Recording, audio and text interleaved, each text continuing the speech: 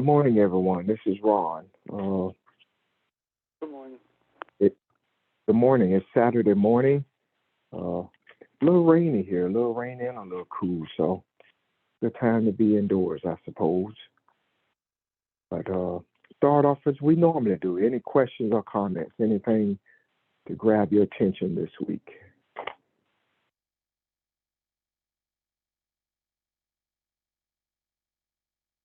Anybody? Um, hey, this is Nick. Yeah, I'm sure we've all seen the news about Donald Trump being arraigned, and I just want to point that out as uh, yet another example of kind of what we've been speaking about as it relates to Donald Trump being a focal point for the kind of change that I think we all want to assist in bringing about.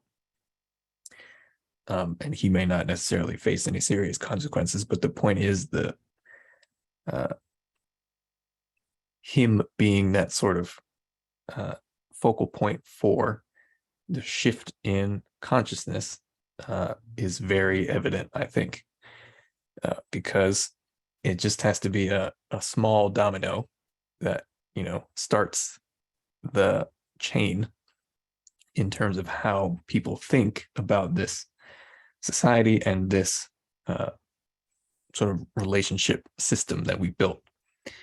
So basically, it just means that even if a president or somebody like Donald Trump can face some sort of consequences on the national stage, then that changes the way I believe people think about what is possible for how we can restructure the society, the way we relate to each other, and ultimately build what in our hearts we know we can build in terms of a nation rather than on the sort of political societal level, a bunch of corporations. On the spiritual level, it is I believe the breaking of the rigid mindset, or at least the beginning of the breakdown of the rigid mindset that keeps negativity in place due to our sort of collective inability to see how we can change it, if that makes sense. But I think this is just part of that sort of manifest or external process that we are able to see on a societal and political level, representative of the spiritual shifts we are going through. Thank you. Nick, I couldn't agree with you more. When you started talking, the first thing came to my mind was this was the beginning of a series of indictments against the system that we are seeking to change. Even with what happened in Tennessee, is also an indictment of the system. When the two African males were expelled from the legislative body in Tennessee, and the white lady who did the same thing they did was not expelled. So we're beginning to see indictments against the system like we've never seen before. Thank you. Thank you. Yep. And that lady even said on camera, if nobody has seen that, she was asked, what do you think the reason is those other two men were expelled and you were not? And she said, I think it has something to do with the color of their skin.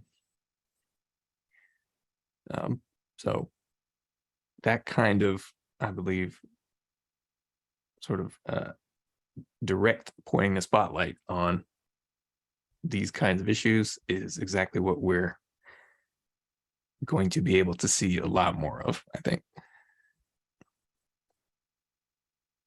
Not only that,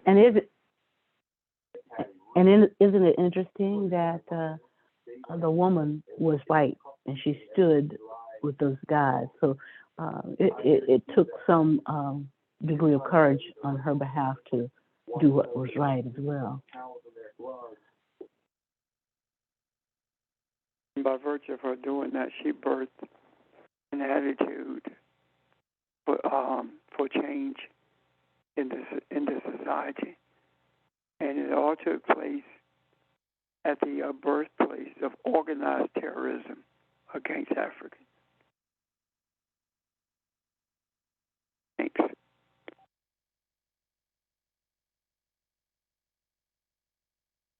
Thank you. And let's not forget what's happened in what is it?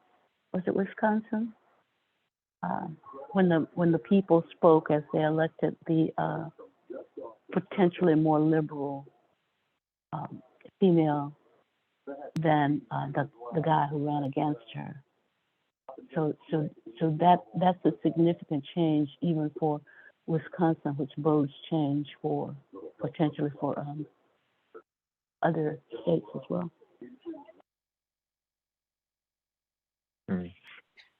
Yep. And Donald Trump also faces potential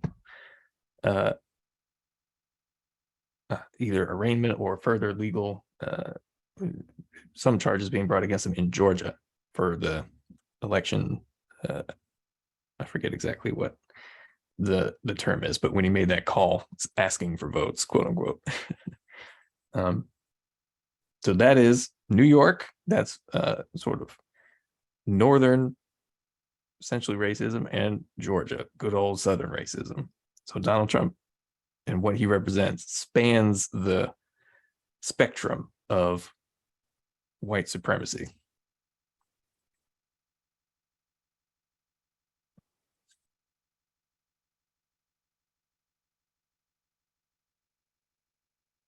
Good observations.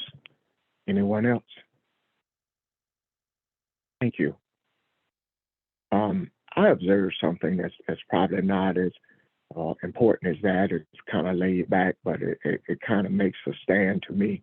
I don't know if you guys follow women's college basketball, but Angel Reese, who plays for LSU, who won the title, has really been beat up about her taunting and trash talking our team, specifically Caitlin Clark, because that was who won the MVP award for best basketball player in the country and happened to be a white girl. And the reporters are really been beating up Angel Reese, who is black, African-American young lady. But Caitlin did something this week that caught me completely off guard. She was on ESPN on an interview, and she said she thinks everybody should back off of her because she didn't do anything wrong. And I think she was standing up more for basketball than for equal rights. But what she was saying is that's a part of the game, and it's something that we all do.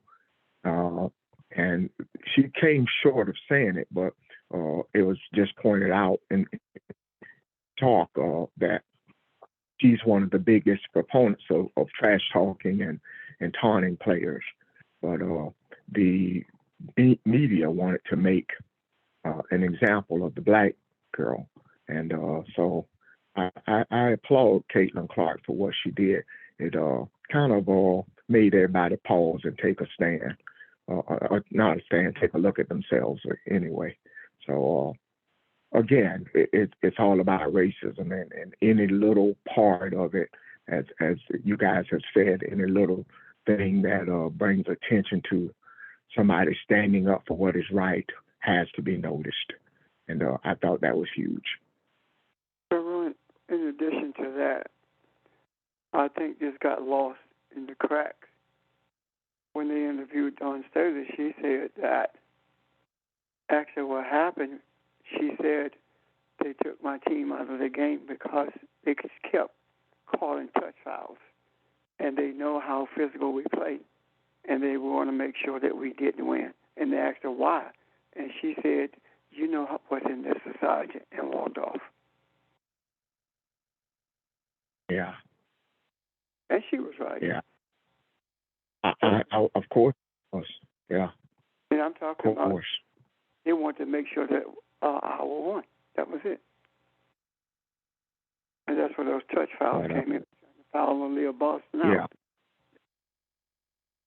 And I was surprised that so many commentators agreed with that. So if we take all of these observations and connect them, which they are all one and the same, just in different areas, what kind of tapestry do we get from that? We see a tapestry that's being woven by a group of people who are actually controlling the narrative. And that narrative not being controlled by those who normally control it.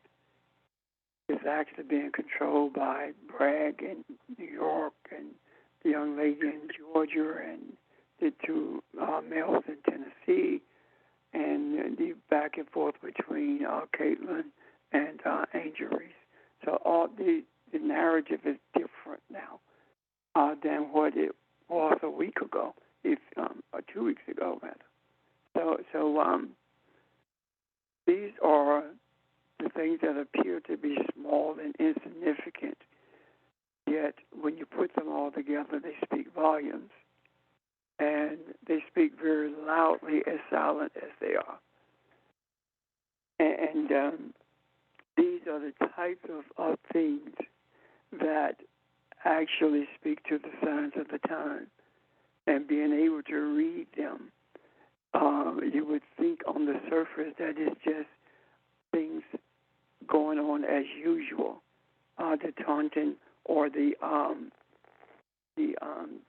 attempts to destroy the confidence of Africans, especially those in the with Angel and the two young men, and the way that the Georgia legislative body passed this law saying that they're going to appoint a committee that can remove a prosecutor. So those kinds of things point to the destruction of a country and the foundation of a nation being laid even as we speak. And I think that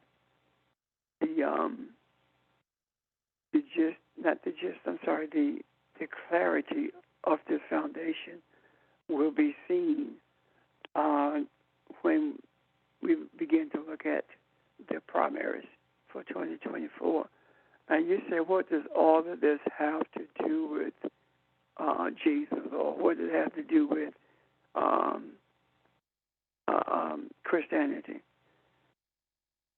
All of this is exposing Christianity for what it is, a racist religion that's in bed with greed and the womb of racism. And as far as what it has to do with Jesus, in 1909,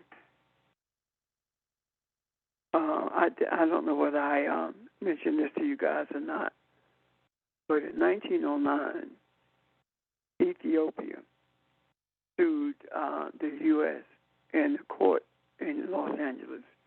The lawsuit was based upon the fact that anyone from Northern Africa, or Africa period for that matter, who came into this country with a passport was labeled as a Mongol. Yeah. And in the courtroom, the attorney that was representing Ethiopia says that if we are a Mongol, then so is Jesus, because he was born in Northern Africa and he is actually an African. And what they did at that moment, they began to label anybody from that part of Africa in particular as being white. And that's what they put on their passport, that they were white, and that seems a bit benign until you think about what they were doing was making sure that they keep Jesus white. So when I asked the question rhetorically, of course, what does this have to do with Jesus? It has everything to do with Jesus in that Jesus took the stand for right and righteousness, and Jesus experienced racism just like we did, like we do rather, and and Christianity has omitted all of that. Therefore, Christianity has very little to do with Jesus, and Jesus has everything to do with what we are engaged in right now, and that is exposing unrighteousness while at the same time ushering righteousness into this earth consciousness. Thank you.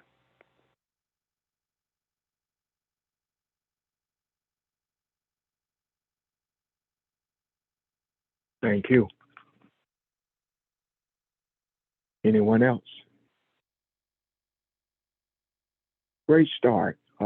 Is there anything else to grab your attention? It doesn't have to be what we're discussing now. Is there anything else that? I have a question. Yes, ma'am. I have questions with regards to AI intelligence. Just kind of watching 2 documentaries about it or stories about it. The thought crossed my mind, is AI growing because we're beginning to put our thoughts into action?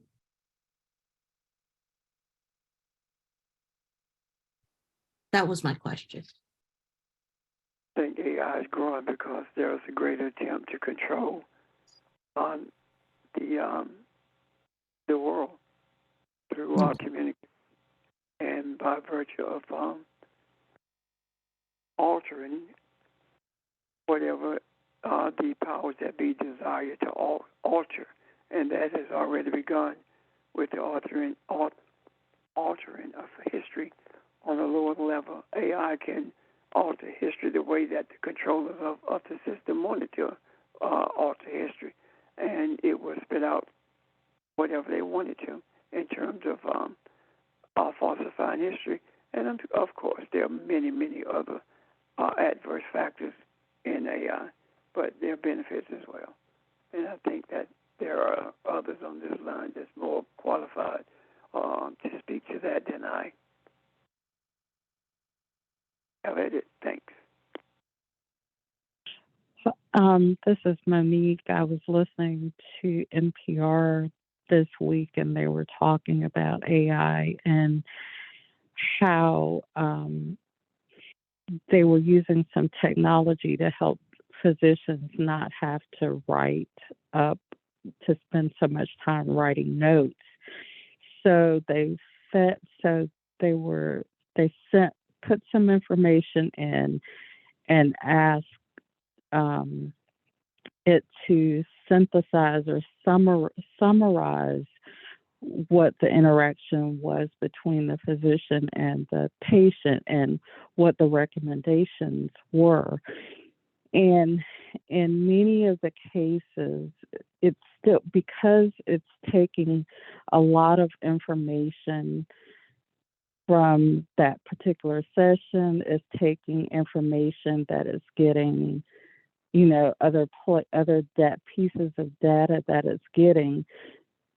So with a white patient, it suggested, as an example, that the patient be admitted for inpatient treatment.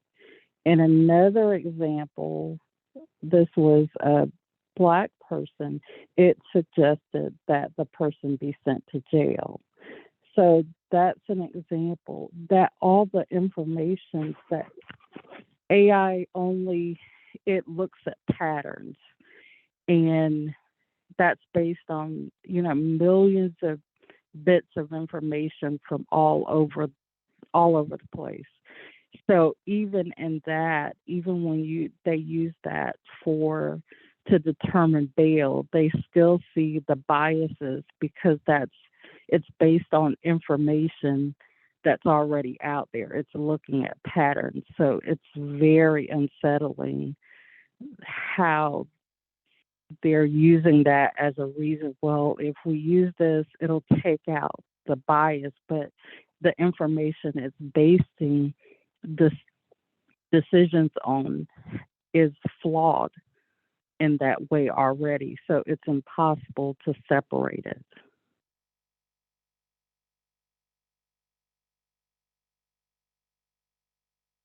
Very interesting.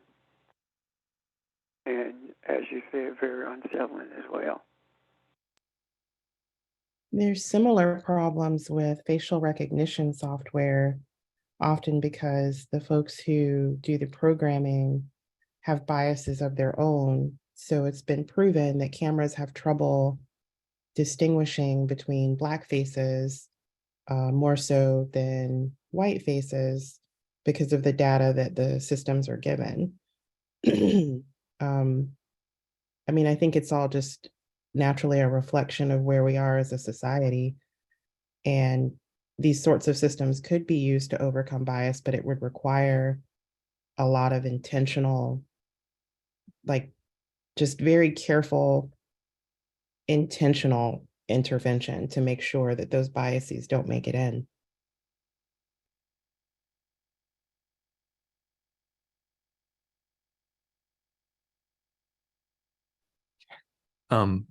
We're all familiar with the phrase, there's nothing new under the sun, right?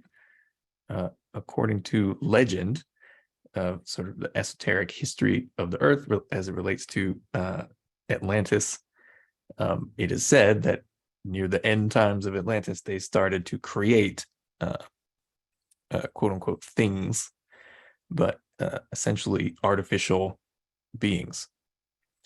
And since all cycles of history are exactly that, they are repeating old patterns. Here we are at the transition point at the end of another age of history, and we're doing the same thing. And spiritually, I believe it's many different things, as it could be a tool used for a lot of beneficial purposes, but under our current system it is of course going to be mostly perverted. Spiritually speaking, though, it is within the context of this material experience an attempt to do the same thing that the Creator does, which is create essentially itself, or create living things, living with a capital L, if you get my meaning. It is the attempt to imbue the living an attempt to imbue something with the living substance within the context of this material experience, within the context of great ignorance concerning the nature of the spiritual foundation of reality.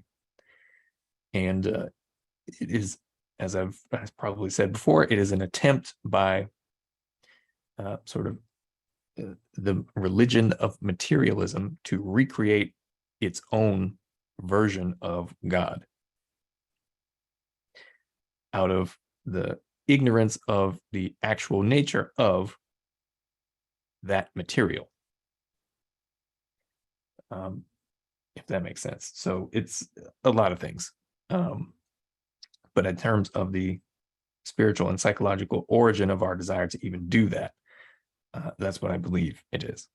Thank you.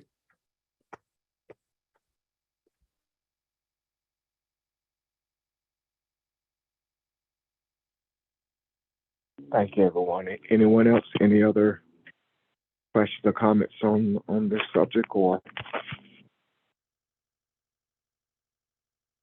I will say this, based upon what the ones who have spoken about AI said. I don't want anyone to be dismayed. The truth, what has been spoken, can and sometimes say, so what do? We stay the course. We keep doing what we are doing, just like everything else has been exposed. The exposure of the nature of AI has been presented to us in just a few moments. So just like you are steadfast when you are shown people like the attitudes, rather, like that of Trump, the white supremacist attitudes, you stay the course. You stay the course with this as well. Why? Because as Nick referenced, they are trying to create an alternate reality. Reality does not change. And I do see very clearly that there is an attempt to create a God who is able to control the entire global narrative. And because AI said it is true, without people thinking about the biased attitudes of the programmers, it'll be just like everything else. Once people decide that they want to embrace it, and the talking heads on TV talk about how accurate it is because of the amount of information it has, then it becomes the go-to for everything. And everything that's a go-to for this society is adverse to people of color, to black and brown people. So stay the course. There's absolutely nothing that Elohim cannot do, and that's who we are. There's absolutely nothing that can go beyond the desires of the universe, and we hold on to that. Thank you.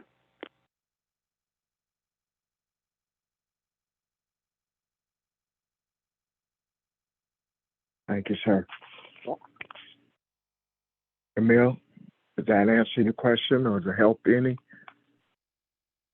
It answered my question. And I really appreciate everybody's input because it does help fill it out to a better understanding. Thank you. No, thank you for the question.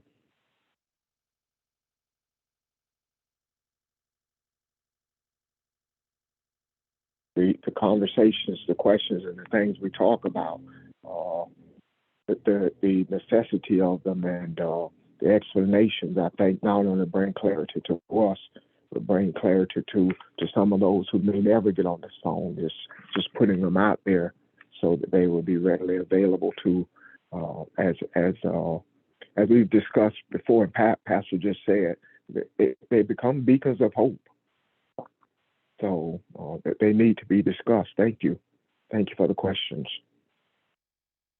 Anyone else? Is there anything else that, any other direction you want to go in? Morning.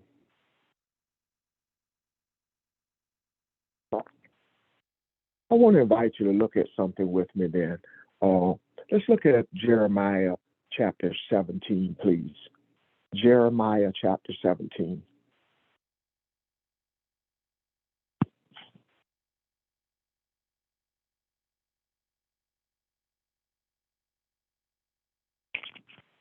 I am much more comfortable when I see a lesson and have a few days to look at over, or at least to look up some words or whatever.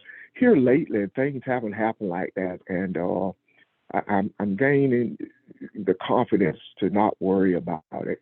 You know, there are times I feel unprepared when I have more questions than answers. But this came to me about an hour ago, and I saw something here. So the part I don't see, we can unravel, and even the part I do see, whatever you see, we can bring this together, okay? Again, I did not have time to look at, do a background on Jeremiah. If someone has that, please do so. You know, what place he has in history as one of the prophets, but I did not have time to do that. So I'll go into it, and if we kind of go in this direction tomorrow, unless someone else has some information, if we go this way tomorrow, maybe I could give some background history as to who Jeremiah was, okay?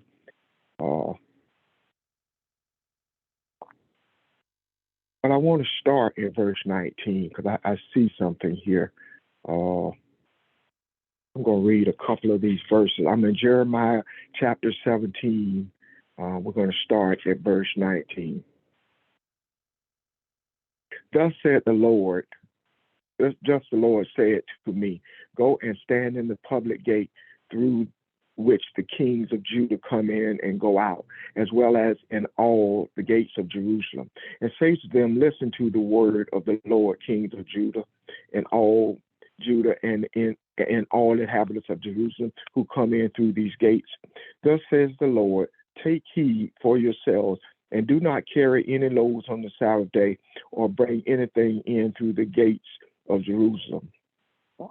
And you shall not bring a load out of your houses on the Sabbath day, nor do any work, but keep the Sabbath day holy, as a commandment, as I commanded your forefathers. Yet they did not listen and incline their ear, but stiffen their necks in order not to listen to and take correction. But it will come about if you listen attentively to me, declares the Lord, to bring no load in through the gates of this city on the Sabbath day, but to keep keep the Sabbath day holy by doing no work on it. Then there shall come in through this gate, into the gates of this city, kings and princes sitting on the throne of David, riding in chariots and on horses, they and their princesses, and men of Judah and the inhabitants of Jerusalem, and the city will be inhabited forever. That's enough, I guess, for right now. See how far we get with this. We have talked a lot about the Sabbath.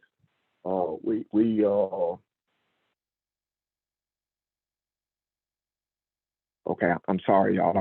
I'm having some heat problems, and I'm receiving text messages. Okay, so sorry about that if I get silent for a second.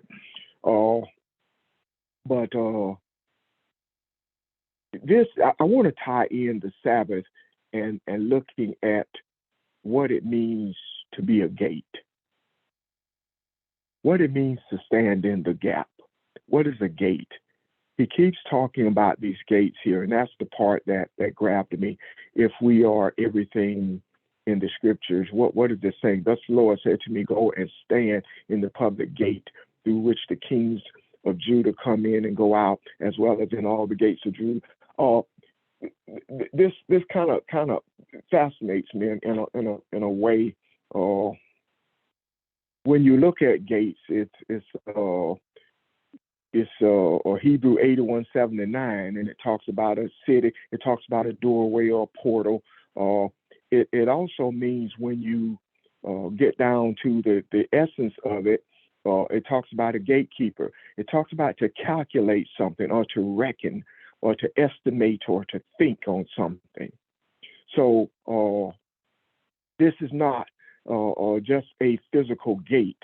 If you look at it in the physical sense, that gate of the city, and I wanted to tie in all, going back to the temple and whatnot, but there was so much in the temple, I decided to exclude that because that may be a study for us on our own, although we may tie in some pieces to that if you see something there that makes the point, okay?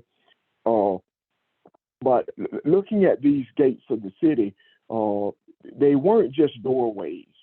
They were places of gathering. They were places where decisions were made. There were court sessions and contracts were done there. For example, it is the place where Boaz decides to confront his Ruth's next of kin because he wants to marry her and he wants this guy to relinquish his rights to her, and so he picks 10 elders and he brings them to the gates to be witnesses. So the gates are very important in decision making. It was a place of a social place. It was a place where wisdom speaks. When David got ready to speak to his troops, he spoke to them from the gates. It is the place where Sodom, in Sodom, where Lot sat at the gate when he met the godly or the angelic beings, the visitors to the city. I even go as far as to look at what Abraham did. Abraham did something that is very kind of opens the door to what all this means. This thing that Abraham did. He sits in the doorway of the temple, of his tent, and the tent represents one world because on the other wall of that tent was Sarah. So it represents the balance of mankind searching for truth, searching for who they are as they trotted on the land, as they overtook the land. In other words, changed the consciousness of mankind. And the part that I missed was when every time Abraham sat in that tent and he confronted someone, he confronted the people of Canaan. So he is planting a seed. He's growing truth. He's spreading love. He's spreading compassion. So the taking of the inhabitants is not the taking like we trust it to be or have trusted to be from listening. The taking of the land is these people were changed. And I'm going to go into that a little bit more when we look at Judah, okay? So this sitting in the gate is more than just a marketplace. It's more than just a social gathering. It is more than just a place that court takes place. It was the place where two worlds come together. So it looks internally, if you look at yourself and look at who you are, that place where the two sides of all of us came together, and that place where as we transition, we walk out of one world and into another. So the gate is something special here. There's a lot more to this than just the words. So when he talks, and I'm talking a lot, so I must pause and see if we got questions before I go into Judah and Jerusalem. Anybody, questions or comments? Yeah. The gates are us. Yes, sir. And I think you're exactly correct. The gates are us. This is, there's much more to that concept, and I want to deal with that. So if Jerusalem is the dwelling place of the awareness of your connection to the Creator, to spirit within the self, then the gates represent any entry point into that dwelling place within you, or any place, or any point of entry or exit to that still small voice or that hidden place within the self, within your awareness. So I believe when it says do not do work on the Sabbath, or do not carry loads in and out of Jerusalem, for example, that is related to the idea of not bringing, maybe for lack of a better term, mundane issues into that place of awareness within yourself. So when you keep the Sabbath, when you remember your connection to spirit, and when you remember your connection to the Creator, you don't allow exactly that, I believe, mundane things to sort of cloud or clog up that awareness. So you don't allow, you don't carry loads into Jerusalem on the Sabbath, because that is for focusing on another kind of thing. And so everywhere, I believe we see these guardians of the gate. They are making a judgment about what should or should not be let into that place, what should or should not be allowed into that space of awareness within the self, in order to keep that awareness clear, if that makes sense. Thank you. Which is what we've been talking about, I think, when Ron and Pastor were speaking earlier. He says, okay, we see all of this stuff going on. What shall we do about it? Well, the shall we do about it is stay in that place of the Sabbath, meaning guard what you allow to come in and dwell upon. In other words, don't dwell upon all of this negativity that you see in the world. You know who you are. And I think Pastor put it this way, stay focused. Stay the course. Stay in that place of the Sabbath, of resting and knowing. You already know the outcome. That's the issue. If you know who you are, you know the outcome. So stay focused on that outcome, and know that, and don't let all of this negative stuff into the gates of your mind, your thoughts, your heart.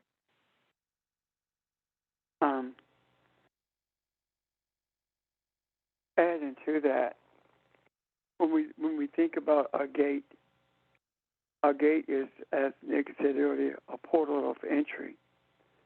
However, when we're talking about it in reference to not bringing that burden into Jerusalem on the Sabbath day, day does not speak to only a short period of time between day and night, but like we used the term back in the day, or during this day of chaos. We are not talking about one day. We're talking about a period of time. So during that period of time, that when you recognize who you are, you don't bring it into the gates of Jerusalem on that Sabbath day, because whatever you bring in the gates of Jerusalem should be sanctified, or the only thing you can bring into the gates rather of Jerusalem are those things which have been hallowed or to be made holy. Why? Because the meaning of Jerusalem will tell you that. There are multiple references to Jerusalem, one being the teaching of peace, all being a hallowed place, or referenced in a hallowed place. So during this day of your recognition, of your embracing who you are, be sure not to make any attempts or to bring anything that is not sanctified, that is not hallowed into that through the gate, which means you are to make every effort to think differently than you were thinking prior to knowing who you are, and to respond differently to circumstances differently than you did before you know who you are.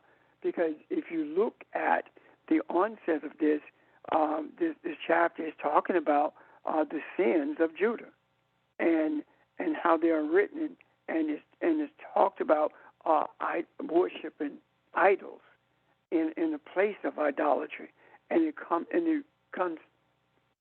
to this place of not bringing those things into the gate of Jerusalem, which means that we are to refrain from anything that is idolatrous. We are to refrain from anything that is not of our Creator. And idolatry is not limited to those engraven images of wood, of metal, etc. Idolatry is also doctrinal concepts that we yield to, and if we are spiritually submissive to those doctrinal concepts that are idolatrous in nature, then that is the same thing as being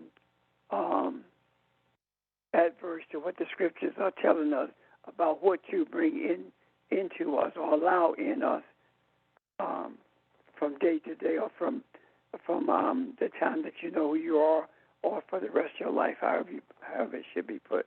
Thank you.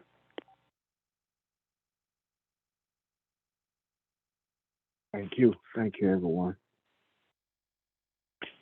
Good morning, everyone.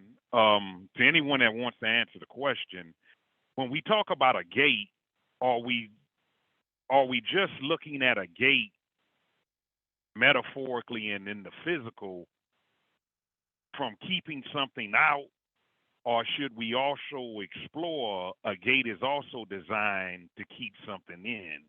To me, a gate serves two purposes.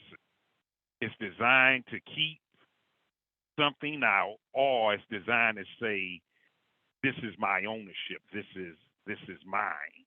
And it's also designed to keep something in. So are we just looking at a gate from the aspect of keeping something out? When Trump said he wanted to build a wall, a certain percentage of the conversation was it's designed to keep a certain element of people out. And I always looked at it as, what is it designed to keep in? A lot of money leave the country for retirement. Maybe that's the reason for the wall. So are we just looking at the gate from a standpoint of keeping it out? And should we also look at the gate as what it keeps in? Thank you. We're not. Good morning. Go ahead. Go ahead. Good morning, everyone. This is Sheldon. So I wanted to back up a little bit, and your question, George, is tied up in this. And I want to go back to Sabbath in terms of what this concept of the idea of the gate is actually connected to. And in Genesis, after, of course, everything was created on the seventh day, he rested. So that's why we say the Sabbath day. That's why the seventh day you rest. And most people just think of it as not actually doing any work. But as we talk about the gate and what we letting in or being mindful in a sense of what goes in and what actually goes out is, as mentioned, a moment or a time of reflection and contemplation, reflection on what it is, as we also are creators, the work that we put in, where we're at, what we have done, etc. That deals with admiring, with also, as I mentioned, with the gates actually judging, not judging in a bad way, but to take a self-check in terms of, for example, where am I at this particular moment? Pastor Richard mentioned just now about the idol worship. Just to go a little bit further in that, the problem with idol worship, or what is actually taking place, is that when someone looks or sees without and sees something that they see detached from themselves as being God and greater than who they are, then it becomes an idol worship, because now they're overlooking and not seeing and not being in a certain sense attached to the God who they are, not being aware of it in a sense. So it's automatically lowering yourself. Doesn't mean that you automatically, anyone looks to see that thing that without as being less than them, but they do not look at it as being greater than them. So when you talk about, you asked about the gate in terms of keeping things in, keeping things in and keeping things out, is a pause. To recognize what I've done, is to recognize where I'm at, is to recognize what I don't want to take with me, is a recognition, because now I've had an opportunity to see and be more aware of more so what I am, to see and recognize and be intimately involved with the God that I am, and then move on from that particular point. And once that is established, begin to create or begin to live again. It's a process that happens over and over and over and over again.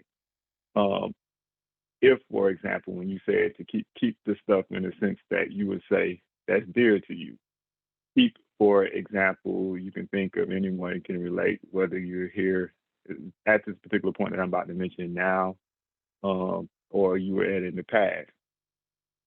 People can relate to at some point being lighthearted and being free, being able to love, being able to support, being able to provide, etc.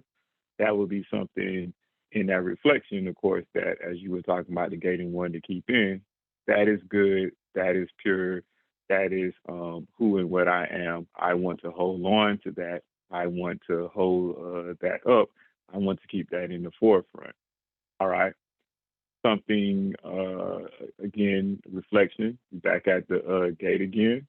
Um, for lack of better words, I wasn't my best self. And what I mean by wasn't my best self is that I looked at myself as being weak in some type of way.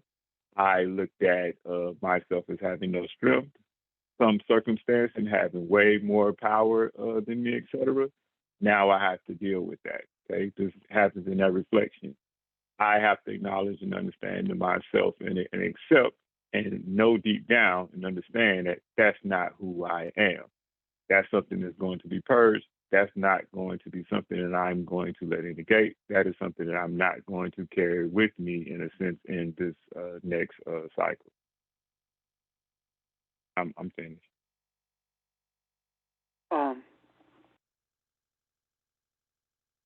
I'll note that it says the gate.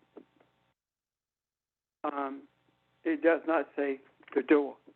It says the gate. And if you look at Hebrew Aramaic for gate, it's talking about an opening, a portal, which means that there's a difference between it and a door.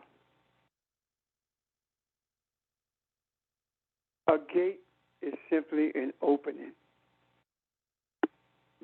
Spiritually speaking, it's an opening. And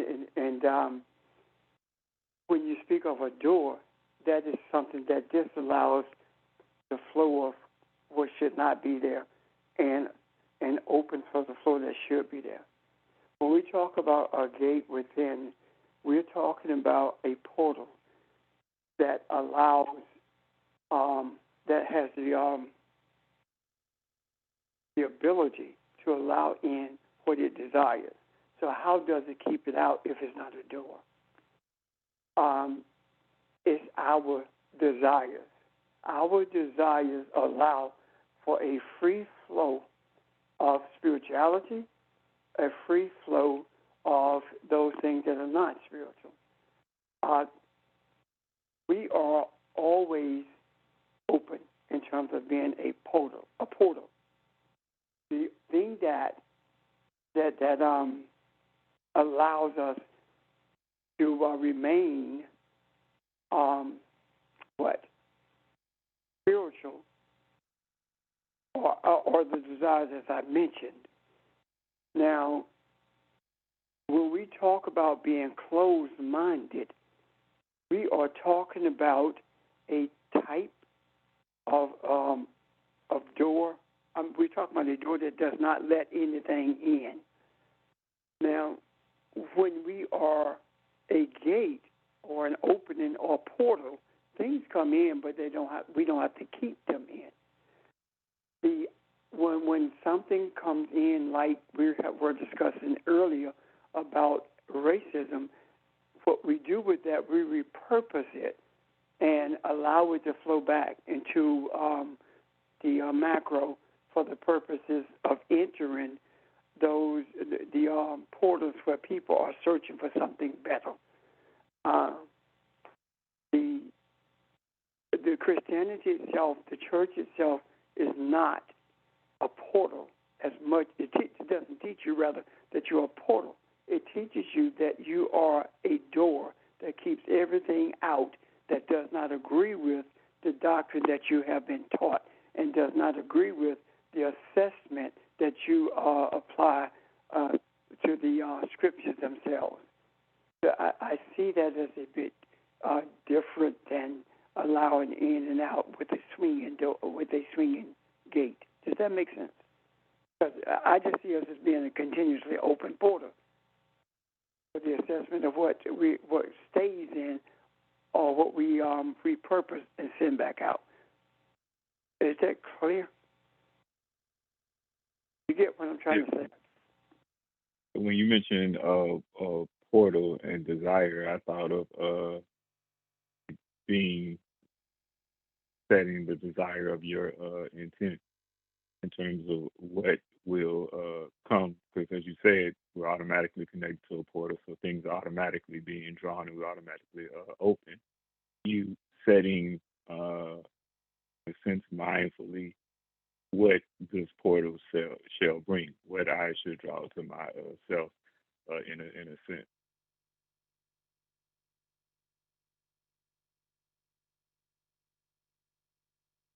As you Yeah, spoke, heard. go ahead. No, I'm sorry. Are Go you- ahead. No, ma'am. Oh. I'm ready. Go ahead. Okay, as you guys were speaking, I thought of the portal is the entrance, and I think Nick put it this way, into that space within, that secret space, that still small space where you can hear the Creator reverberate and remind you that you are it and it is you. That space. That when we bring certain thoughts and we bring certain mindsets and we allow that to enter, then those are the guests, in a sense, that we allow inside our quote unquote our house, our spiritual home. And so we have to guard that. We have to. The word says, guard your heart. Those are the kinds of things that we have to guard to make sure they don't have easy, immediate access into our hearts, our thoughts, our being. Because whatever we give, whatever we allow into our home, which is us, and I'm not talking about a physical home. We if that's what we give birth to, whatever that is that we allow, we give birth to that, and it becomes it resides within our home. I don't know how else to say it, but the portal is our consciousness, if you will. Thank you. Thank you. Thank you. Hey, I had good my morning. This is Audrey. hey, Audrey. I just wanted to comment on what Pastor said about the church being a door. It just reminded me of that scripture about where Jesus was saying, "Behold, I stand at the door and knock." I don't know where it is, somewhere. Anyway, but yeah, I think we either choose to be a door or we choose to be a portal. And I agree with him that the church is probably a door because they close themselves off to whatever, and no matter what's knocking, they will choose what it is that they want to let in, or and they don't want anybody to come out. No pun intended. But yeah, I agree that we are portals. We allow things to come into our consciousness. We also put things out into the macro that come out of our consciousness. When we become a person who is willing to receive whatever is coming from the Creator. So anyway, I know I'm rambling, but I just wanted to point that out, that scripture about Jesus knocking at the door. Thanks. Thank you. I just wanted to add, in reference to George's original statement, should we consider that doors also keep things in? And Mom, you just mentioned the church does not want people to come out. Yeah, any in this distinction we're making between a portal and a door. I don't want to get too lost in that distinction, but the point is, anything that is designed to keep something in is what we've been speaking about as like a door, but it is anything designed to keep something in creates a prison. Any portal, any door that is designed to keep something in, that is a prison. And within the context of religion, that is exactly what that sort of door or portal is a function of, in terms of the blockages or the restraints it places on your awareness. It is designed to keep you within that context, as opposed to allowing the free flow in the portal sense, as we've been speaking of, ideas and concepts, so that you can make that determination about what is beneficial for you. I just wanted to add that. Thank you. Thank you. I'm gonna try to add another layer to this, and let's continue the conversation.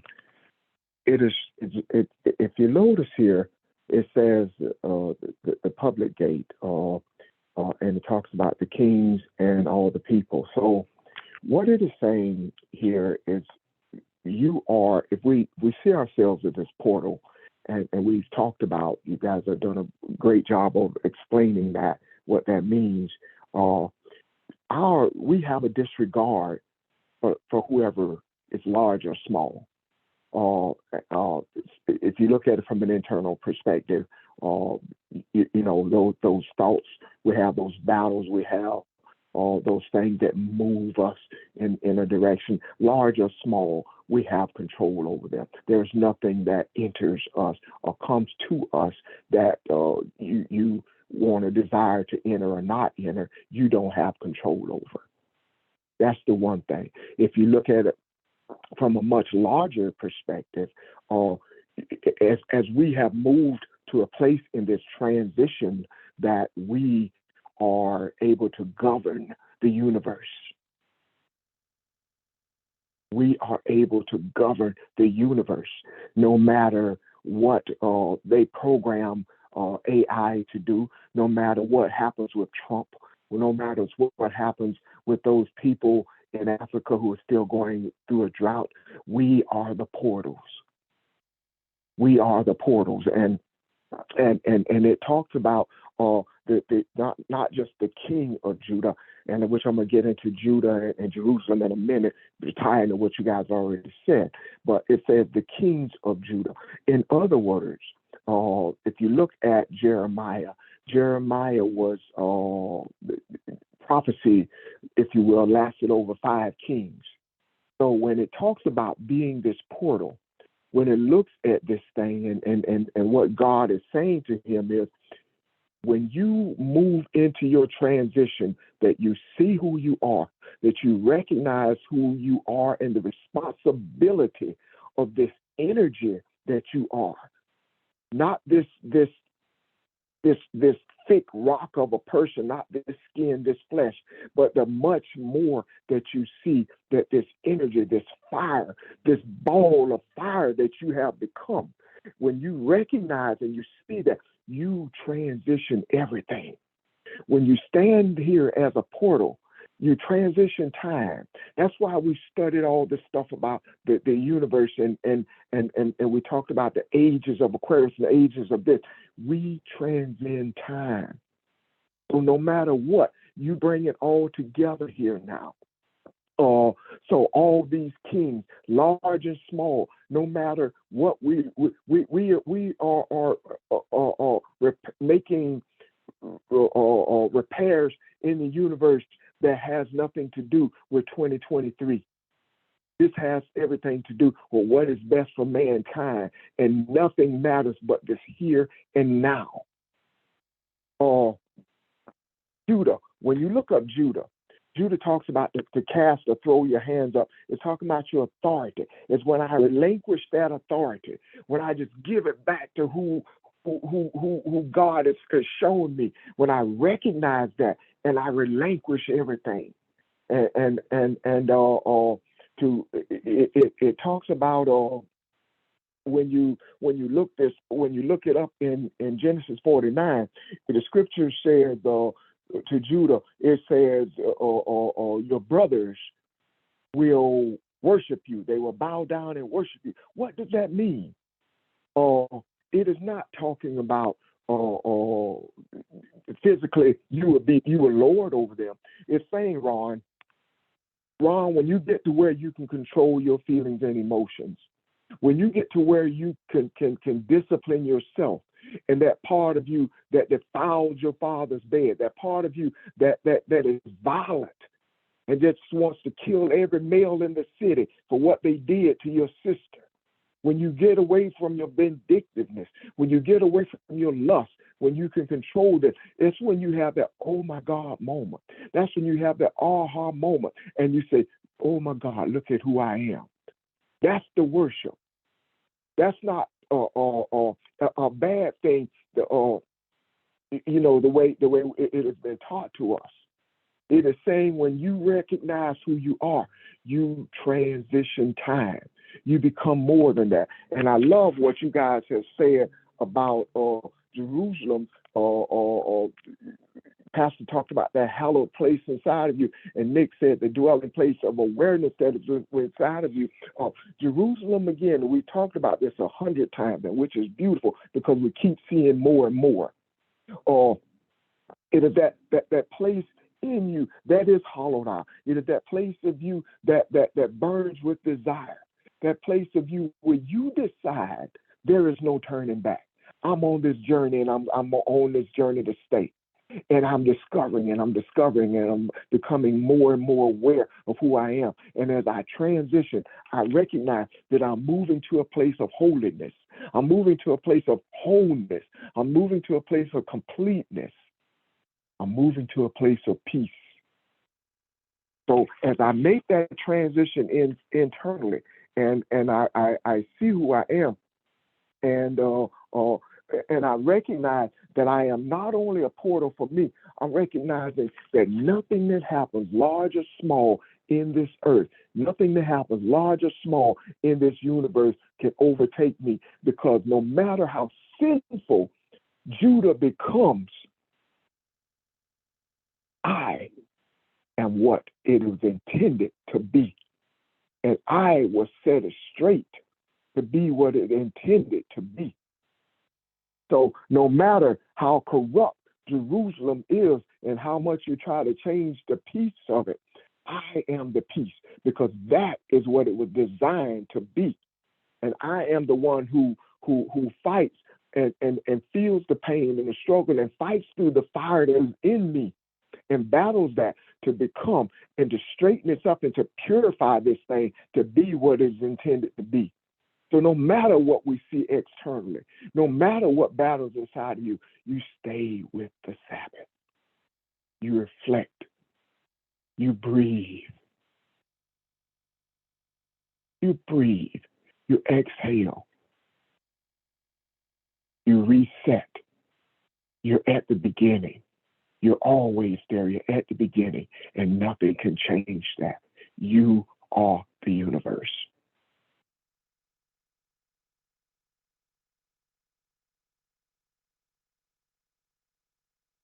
Does this make sense, Sean? It Yes, does. sir. I agree with it. It does make sense. As you were speaking, I glancing at that 19th verse. There's so much in there. But I noticed something. It is when it says, go and stand in the gate. Yes, sir. Go means to behave or to take a stand. So suppose what's being said here, and I think it is, that it's not saying go and stand in the gate as far as movement, but it's saying you are the gate. Walk in the understanding that you are the gate of the children of the people. And what I'm saying is that we are the portal that through which the nation moves through, and the way it moves through that portal is by virtue of moving through what we have put in the macro. And I see that in regards to our talking about everything will have to is going to be exposed, and when we are talking about the idea of us not being able to end racism. Racism has to be ended by those who perpetuates it. That those who are making those changes. When you talked about Caitlin, the cook, those who are making those changes, Clark rather, moving through that portal is moving through the macro, and as you move through it, you are receiving from that portal that's always open to you. It's not so. It is us in internally being all open for righteousness, peace, etc. But it also, we are the portal through which the understanding of the scriptures travel. Because it says, not only does it says stand in the gate or become that, be that gate, behave as that gate for the children of the people. It's talking about for the children of the nation, because the nation has already defiled that which is righteous, and it's saying that your children will remember the altars upon which you burned for offerings to idol gods. So those who, the children are speaking to those who are innocent, and those who don't know, don't understand rather who they are and what is expected of them by way of being one with the Creator. So what I'm saying here is that we are to take a stand on behalf of the children of the nation. The nation has the country has gone to hell, or been in hell since it started, been a place of hell rather since its inception for poor people, black people, brown people. It's been that. And now we must take a stand and be that portal through which righteousness flow. So the children, meaning that those who are seeking a better way, children, those who are innocent, and they're doing what they have been told is right. As in, we were in the church and we were innocent. We were not guilty of idolatry when we protected the communion table, because we were doing what we taught, what we had been taught was the right thing to do. And now that we know better, we move beyond just knowing better, and we begin to do better. And in doing better, we become that portal through which others who are seeking change travel through. And I know I'm repeating myself, but I'm trying to make every effort to get it out with a clarity, as opposed to being confusing.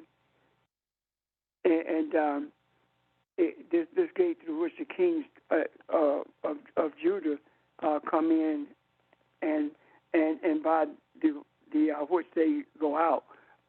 This is speaking to the kings of Judah.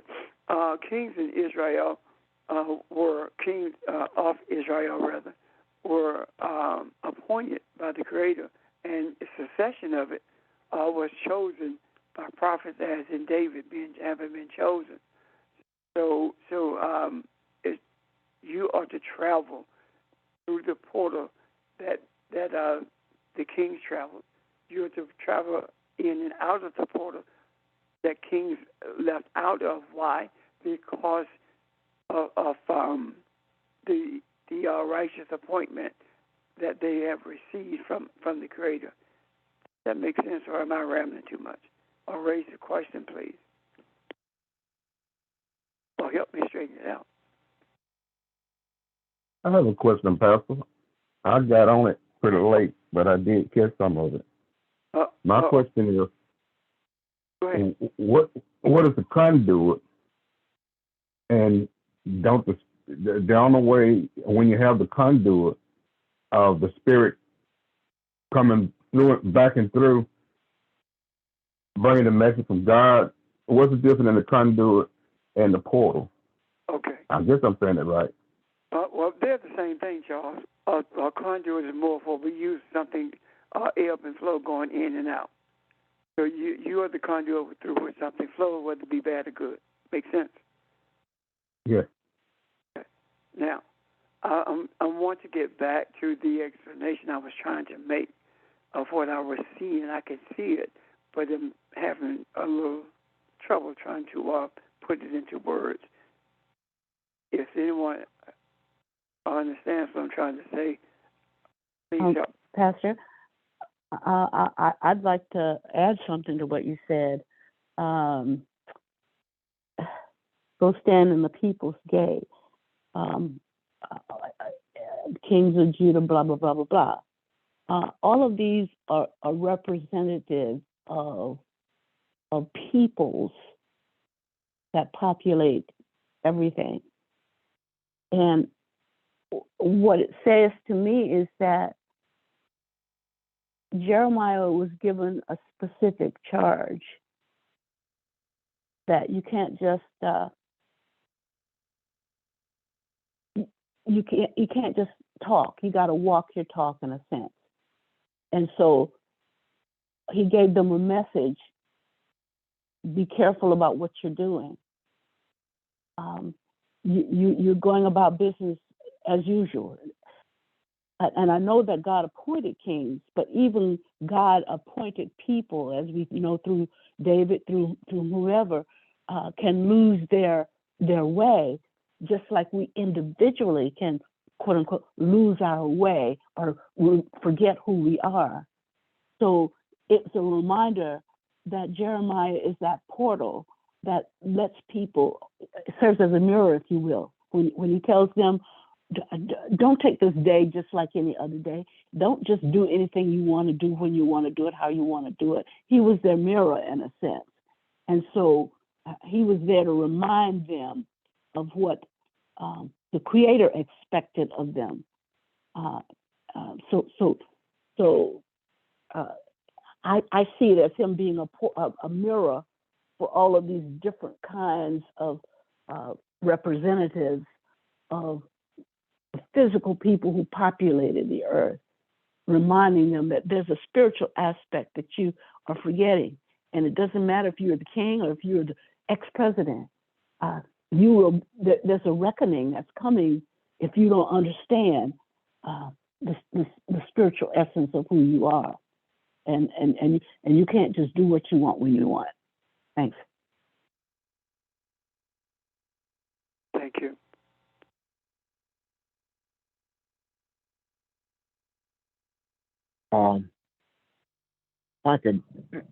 We continue the conversation, but I just want to back up. I like the habit of making sure people get answers to the question, and I didn't come back to George. George, are you still on? Did you get a satisfactory answer to your question? Yes, sir. Okay. All right. That's all we need. Thank you, sir.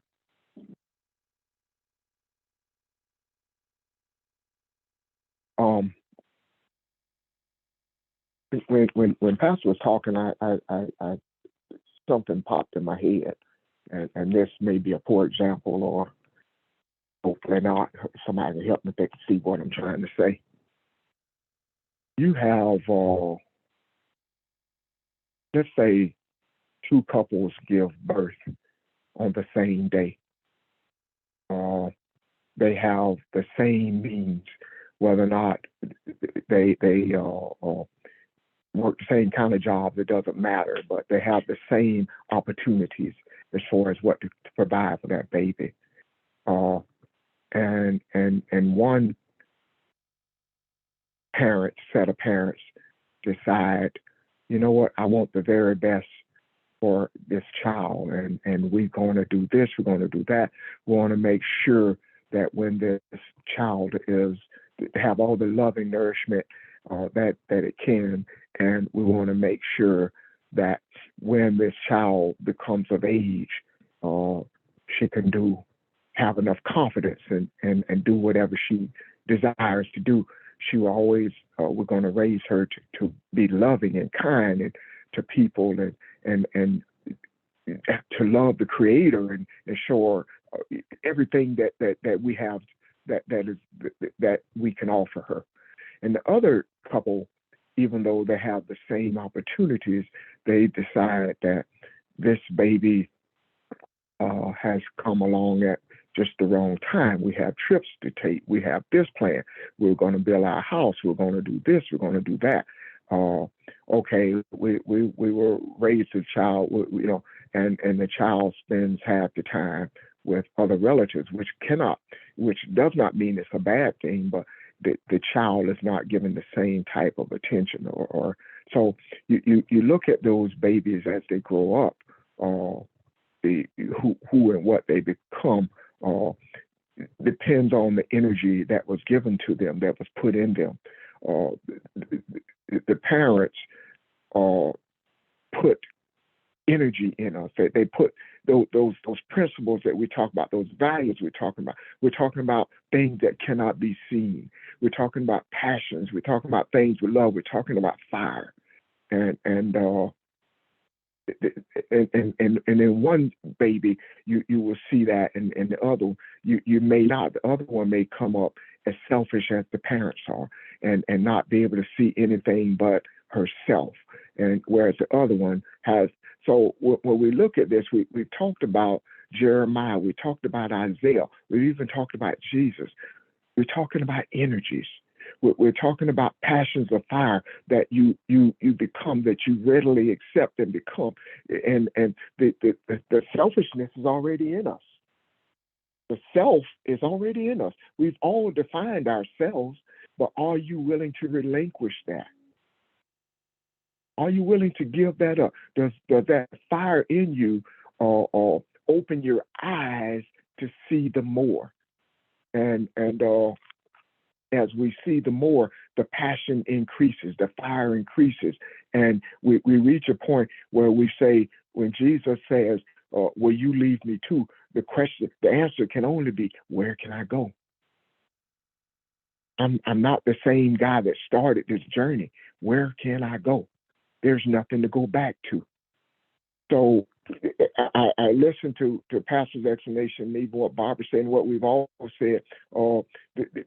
Being the portal is another dimension of this journey, another dimension of who we are, another dimension of even being Isaiah and saying, "Send me.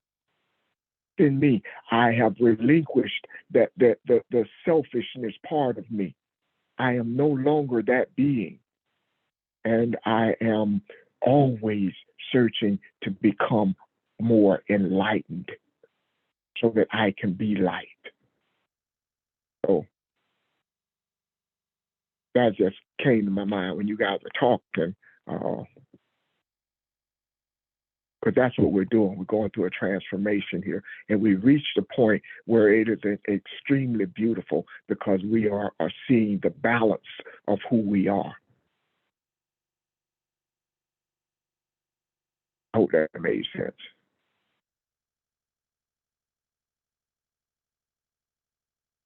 You did, man.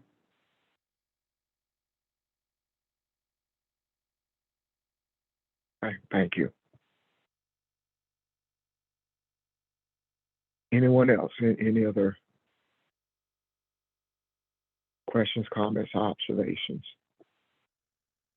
Well, it makes sense to me, especially when you compare it to Isaiah, because Jeremiah's name speaks to one who Jehovah has appointed, or one who Jehovah has raised up, which means that this is one who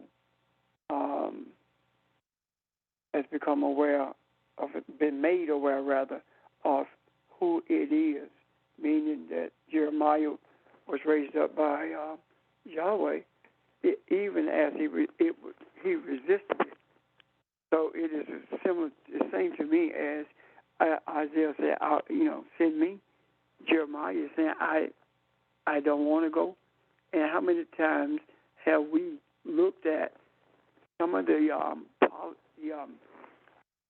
principles that we were taught as we grew up in church, and was like, "Well, I'm not sure about whether I want to do this." And one of them is one of the major things is how it felt to say that you're not a Christian. And even to this moment, you feel some kind of way about saying that. That's no different than Jeremiah saying, I can't go, or I don't want to go, because you don't want to feel like you are in the enemy in the midst of the people who are related to you or the people with whom you grew up. I think it's two sides of the same coin. One is saying, I'm not going because I don't want to say that. The other is saying, I'll say whatever you want me to, send me. Does that make sense, Ron? Yes, sir, it does.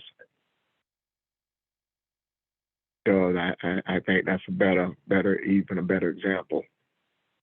Well, even in that, the end of the name IAH should be JH. Is Jehovah. And Isaiah's name as well as Jeremiah. Okay.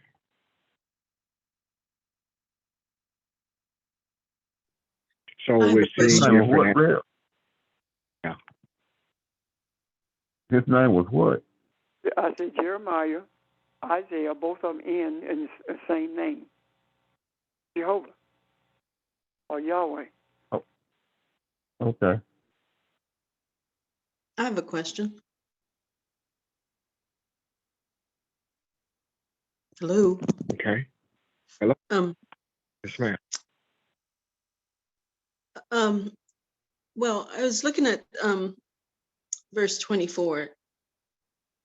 It says, but if you listen to me, says the Lord, and bring in no burden by the gates of the city on the Sabbath day, but keep the Sabbath day holy and do no work on it.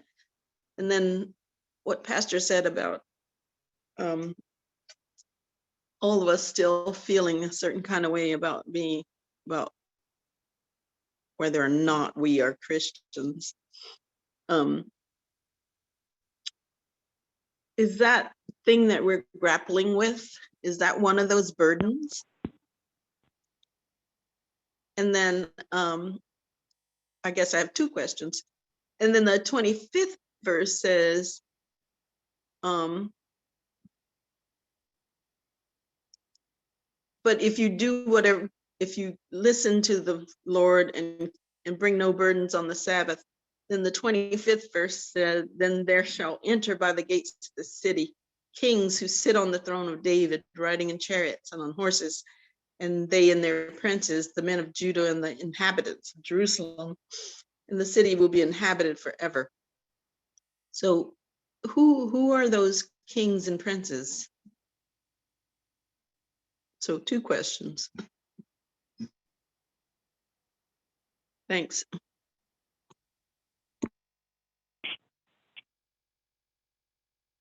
The first one you asked about the burden, I would say, yeah, the thing about Christianity, the understanding of that was huge for us. And as Pastor said, it is still something that some of us may be contemplating very heavily. If you look at through those first several verses through verse 24, how many times it talks about bearing a burden? How many times it talks about carrying a load? So we carry loads all the time. We may not recognize them as loads.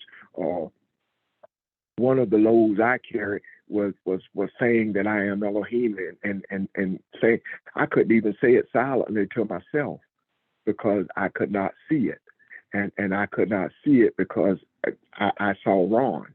I saw too much of Ron to make that fit. So these burdens, I think, will be ongoing as they come to us. The second part of your question, first of all, does anybody else want to answer Audra's first part of her question, please? Yeah, I'll add something to that. I think in a sense that is a work being done on the Sabbath, but it is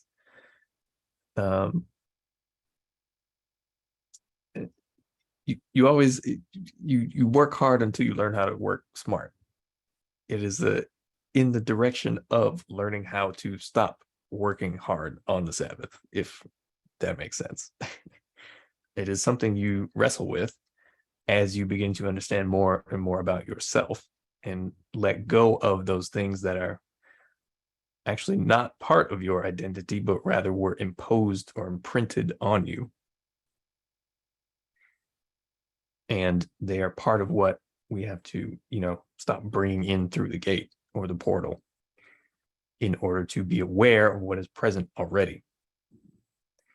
And when you are aware, or when you can stop clogging the portal or clogging the gate with all these things that don't need to be in the city, then you get to that second part, the kings and queens. Those are the things that are of the divine. They are the sort of things you did not know were present because of what we have, been trying to bring in through that gate. The regular mundane stuff associated with what we've learned over the course of our lives, the things that have been imprinted upon us, rather than the things we discovered were present already. And you don't have to do anything you're uncomfortable with. Like, if you still want to call yourself Christian, that's totally fine. The meaning of what that is already very different from what you will get in church, of course, because you're in here on the phone. So that is less important, I think, than the recognition that if there are any anxieties or blockages, etc., that make it difficult to recall that place of peace, then that is what must be dealt with, rather than the sort of more surface level stuff. Anyway, thank you. Thank you, Nick. Well, Anyone else? I think that how we feel about Christianity and ourselves as Christians or not is probably one of the greatest burdens that we carry, because if we identify ourselves as that, then we inherently take on all just because we didn't know any better, we inherently took on all the things that the church teaches. And then that becomes your identity.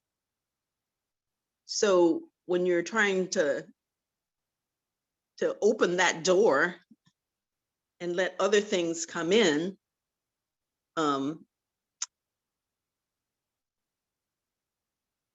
I feel like that's one of the greatest burdens to get beyond. And it's either going to make you or break you, so to speak, because you're up against all the people in your community who say they're Christians. You're up against all society who say this is what a Christian should be. You're up against a lot of things that you didn't have to deal with before. So it becomes, I think, the greatest burden ever when you're trying to find yourself in all of that and create a space where you can know who the creator is for yourself, and determine your own identity in the creator. And I think that's what it's talking about when you get to that place where you've been able to just lay that down and you have a real connection to the creator and you understand who you are, and nothing can come against that, then you yourself become one of those kings or queens or whoever. Anyway, okay, I'm done. Thanks.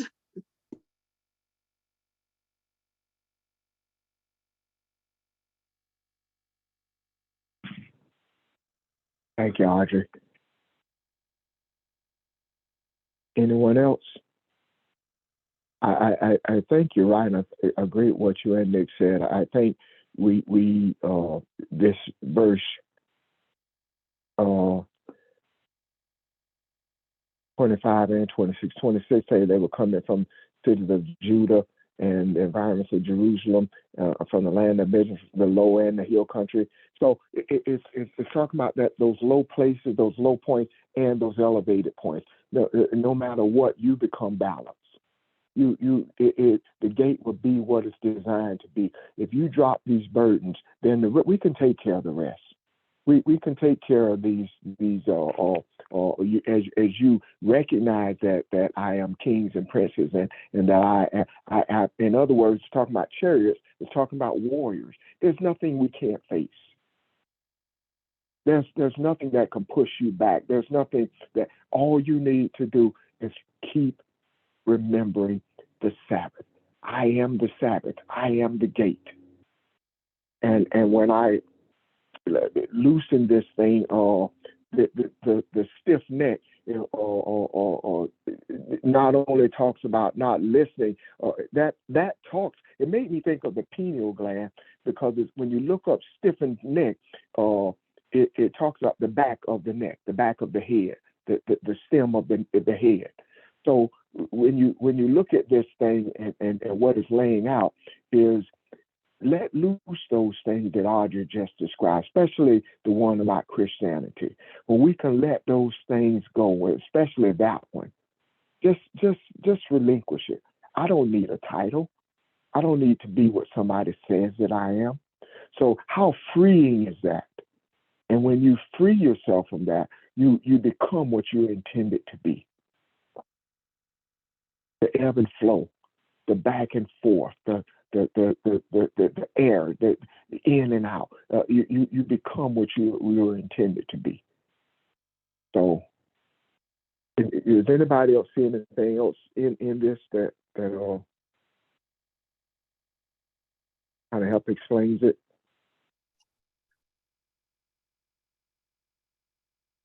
Ron, this is Vermel. I have a question. Could the teachers explain a little bit more about what they mean by the mundane things, don't bring them into our gates? Could you kind of give a couple example of mundane things?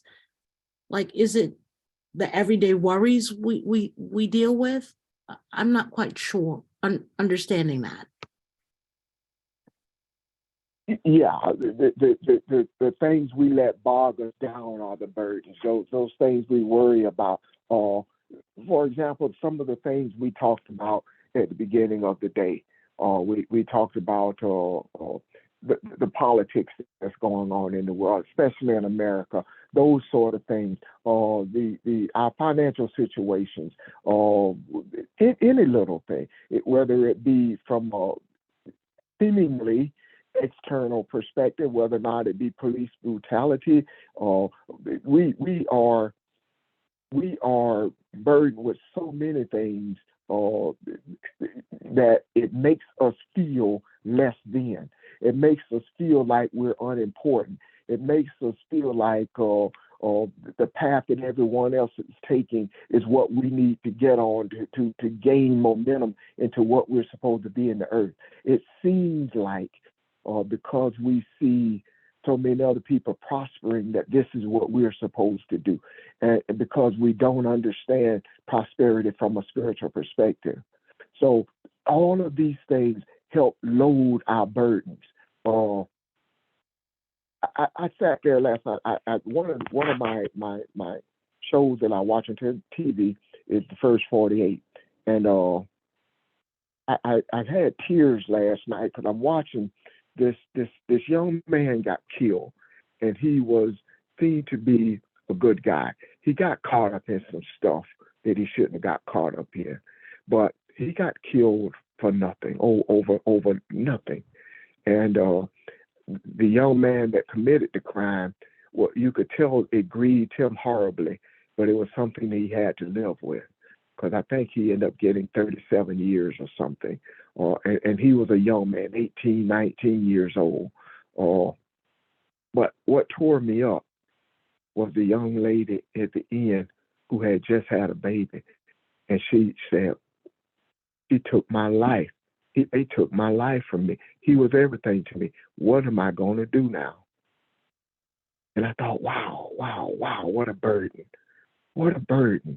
We all collectively and individually, I think anyway, and we've discussed this in the past, we bear the burdens of the world. We bear all the iniquities and all the things that happen and all the violence. There's no coincidence all this happens to us. We bear all that. And I sat there and I looked at that young girl, even though that may have happened months or a year or so ago. I had never seen it. It brought me to tears. And I said, I can't continue to watch this show. But I remember cutting off the TV and sitting there and meditating for a minute. So it's all that. Everything that you can think of. We are the burden bearers of the earth. And we carry all this stuff with us, and the Creator is showing us how to transform it, how to transform this into to be the image it is supposed to be, how to enlighten it and bring enlightenment to people and lighten the burdens of the earth. Can somebody else help me with the question? You may see it slightly different or add on to that. I would. Thank you. The things that are mundane to one person may not be mundane to another. But I do believe that one of the most mundane things that we worry about is what other people think of us. Wanting to be like someone else as opposed to being ourselves. Mundane things, those types of things are mundane. The things that I view rather as being mundane, as opposed to those more important things. Now, also the little things that we carry about other people. They said this about me, or I feel like they're talking about me. Those things are really a waste of time because you cannot do anything about them. Now, if you view money in the right in a spiritual way, then the worry of it will become a mundane thing. And my concern, I've had concerns in the past about finances, and the way I dealt with it within myself, not only talking to people, but more importantly within myself, was if you have it, you don't have to worry about it. And if you don't have it, worrying is not going to get it. So that became mundane to me as others helped me get through it. Does that make sense, Vamil? It does. Thank you. That really helps me understand what we mean by mundane things aside from just things we attach. Yes, it does. Thank you. We attach too much of ourselves to things that we cannot change. And most of the things that we attach ourselves to and see as something that's going to that burdens us down, rather, are usually burdens that others have put on us, not because we are. They said that we're going to burden you down with this, but it's because of our expectations in this society, the things that has been drilled into us. by a certain age, you're supposed to be married. By a certain age, you're supposed to be financially comfortable. At a certain time, you're supposed to have this, as opposed to being where you are.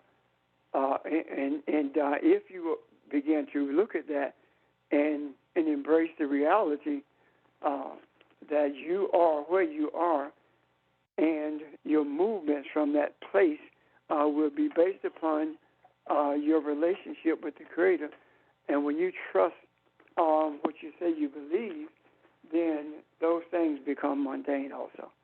Thank you. I'm sure there are others who can add to this, and I appreciate it. And I know you would, Pramil. Bye. Thank you.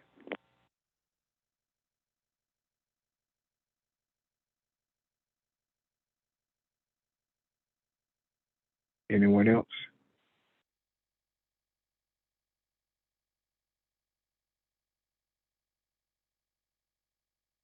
Pramil, does that help? Most certainly it did. Thank you. Thank you. Thank you for the question.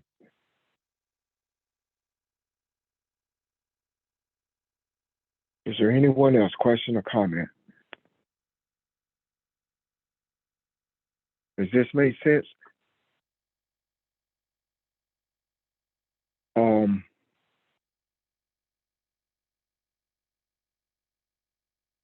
We are, I remember a while back, many years ago, we were studying in Greater New Faith, and Kathy was teaching something, and it got me. It might have been Habakkuk, I can't remember. And I remember thinking, well, how do we do these things? How do we see this? And I think we, without knowing it all over the how-tos, we have become what we have studied. And the how-tos is us, as we recognize the energies that we are and the truth that we have become. And all of those crooked lines and misconceptions are being straightened out. And this is another one in that line.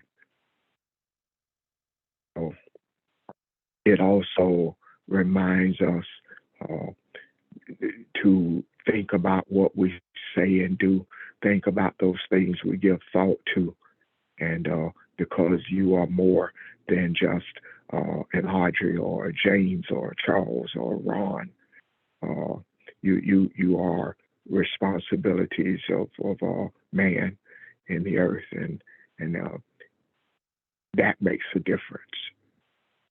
And you are the one that sets things straight to be what they are supposed to be. So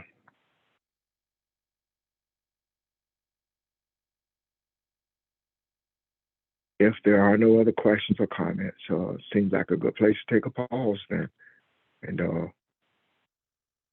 we will resume tomorrow morning. Okay? Right. Yes, sir. Yes, sir. I want to remind us that on the 15th, those who would like to join us at Great New Faith, we're going to be there to clean fellowship and clean. So that's at 9 o'clock on the 15th, which is on a Saturday morning. Thank you very much. Sage, I have a question to ask. Will we be Zooming still on that day? Yes, ma'am. Oh, okay. Will I? No, we won't be Zooming that day. We will not. No, we're not. Okay. All right. Not be meeting on that day, let me put it that way. So everybody who desires to be there, you don't have to get there right at 9 o'clock, but just come when you can. Thank you. Okay, thank you.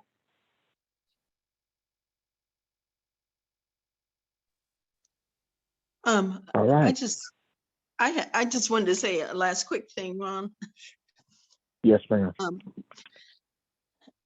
And I feel like we can't let our identities in terms of who we think we are in this world get in the way of who we need to become in terms of our connection with the Creator.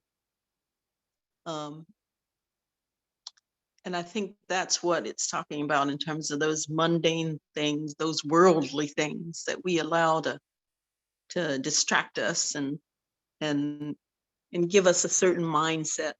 So we need to move past that, move beyond that, and become the portals that we are,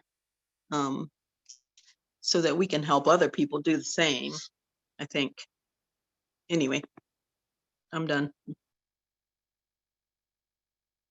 Thank you, Audrey. Very well said. That's a good place to stop. To stop for a good thought. Okay. Well, thanks again, everyone, and look forward to tomorrow. Hope you enjoy the rest of your day. Thank you. Thank you. Thank you, Thank everyone. you. Bye-bye.